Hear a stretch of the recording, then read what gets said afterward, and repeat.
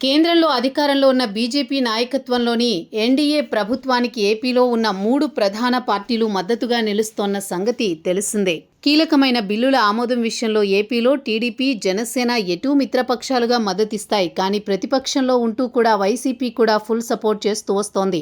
ఇదే రాజకీయ తమాషాగా అంతా చూస్తూ ఉంటారు. ఇక కేంద్రంలోని బీజేపీ పెద్దలతో వైసీపీ అధినాయకత్వానికి మంచి అనుబంధం ఉంది. అందుకే సేఫ్ జోన్లో ఉన్నారని కూడా ప్రచారం సాగుతూ వస్తూ ఉంటుంది. వీటి విషయాలు ఎలా ఉన్నా తెర వెనుక ఏం జరుగుతుందో అన్నది ఎవరికీ తెలియకున్నా వైసీపీ మద్దతు మాత్రం అందరికీ అర్థమవుతోంది.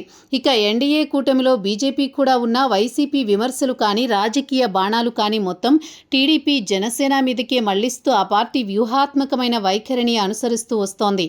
బీజేపీని వైసీపీ పల్లెత్తు మాట అనకపోవడం మీద కూడా ఎవరికీ తోచిన విశ్లేషణలు వారు చేస్తూ ఉంటారు. ఆలోచనలు కూడా ఎవరికి వారివిగా ఉన్నాయి. అయితే వైసీపీకి మాత్రం వేటికి వెరవకుండా పట్టించుకోకుండా తన పనివి తాను చేసుకుంటూ పోతోంది. 2029 ఎన్నికల్లోనూ కలిసి పోటీ చేస్తామని కూటమిలోని ప్రధాన పార్టీలు చెబుతున్నాయి. ఏదైనా అద్భుతం జరిగి ఆయా పార్టీలు విడిపోకుండా ఉంటాయా అన్న ఆశలు, ఆరాటాలు వైసీపీలో నిండుగా మెండుగా ఉన్నాయని కూడా అంటారు. కానీ చూస్తుంటే మిత్రుల మధ్య బంధం మరింతగా బిగుస్తోంది. కానీ సడలడం లేదు. దానికి నిలువెత్తు ఉదాహరణగా తాజాగా ప్రధాని మోదీ తెలంగాణ పర్యటనలో ప్రత్యేకించి జనసేన అధినేత పవన్ ఇంటికి, అలాగే టీడీపీ అధినేత చంద్రబాబు ఇంటికి కూడా వచ్చి వారితో చాలాసేపు గడపడం జరిగింది.